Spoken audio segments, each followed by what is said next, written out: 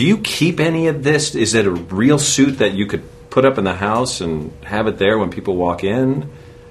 I'm ashamed to say that they have not given me one. I think they're quite costly, and they also recycle them between myself and various stuntmen.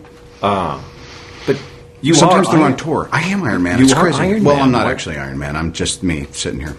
Doing your... Yeah, but still. When I start thinking I'm Iron Man, it's trouble at home. I mean, except for certain short bursts in the late evening. I was really looking forward to it, actually. I've never been in a sequel before. And just the idea of us all coming back together, and it sort of reminded me of, like, summer camp. You know, I loved the first Iron Man so much. I thought it was so charming and witty and romantic. And your mom loved it too, right? Yeah, well, actually, I had, everybody was going to see Iron Man, and my mom said, "Have you seen Iron Man?" I was like, "Have you seen Iron Man?" She's like, "It's so great." And I thought, you have never read an Iron Man comic, so there must be something to this. And I was just so carried away by it. I thought it was so refreshing. It was everything that you want out of that genre, but never get. And I had spoken with John about sort of developing this character and his ambition for the character, and I was so desperate to work with him, and the whole thing was just a delicious combination. I really couldn't pass up. Where did this little one come from? Mush came from a friend of mine, John Enos, an actor. He got him for me. Gwyneth and I are basically, dear friends, and on camera, we have this chemistry. And off camera, I basically just beat her up verbally because it's fun.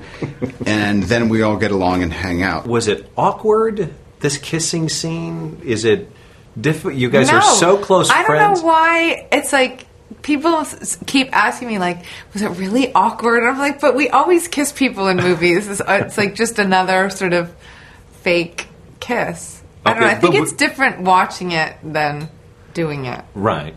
Was Chris on the set? Was Susan on? They were on the set that day. They were on the set that day. Just happened to be there. So does this conversation ever happen? You come home and Chris seems uneasy and you say, "What's the matter, honey?" And he says, I think it was a little too real, that kiss I saw today on the set. No. Never happens that way? No. All right. Tell me about this experience inside this jail or prison. The Russian government was really nice, or the Russian people in the city, in Moscow. I was over there for something else, and then when this thing happened, I thought, I want to go see one of the prisons. It's a lot different. You go to a jail here, a prison here, and you hear all the noise and the craziness, and you can smell it. And over there, you don't hear a pin drop. It's really clean. It's orderly.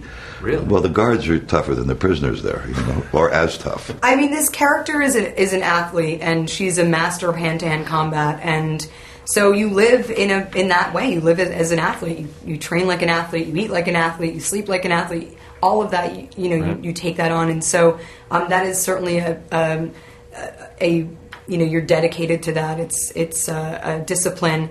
But yes, as soon as the stunts were over, I just ate like a man-sized cake. I was, just like basically, snorting jelly beans. I was just, I couldn't believe it was finally over. Does the word movie star ever pop up in your household and they say something to you and you're like, where did that come from? Yeah, it's really weird.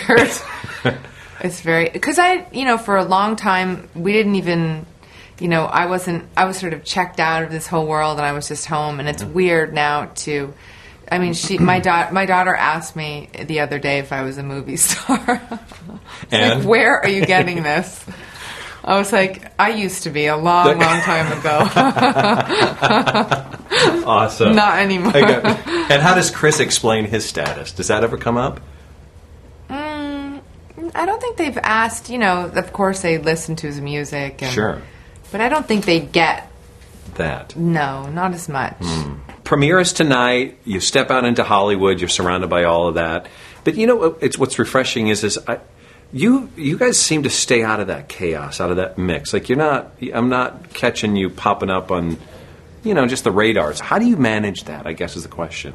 I don't know. I'm a very low-key person. I live a pretty under the radar sort of lifestyle, and I'm a homebody, and all of my friends I've known forever and ever, and I'm a family. So you do your own grocery shopping. I do. Yes, I do my own grocery shopping. all of that.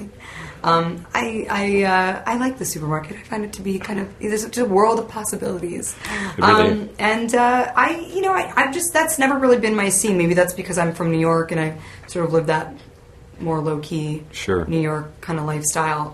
The whole Hollywood craziness has never been my my bag of tricks, really. My mother, was on the verge of a big movie career in the 70s, and we came along and she kind of changed course. And I think my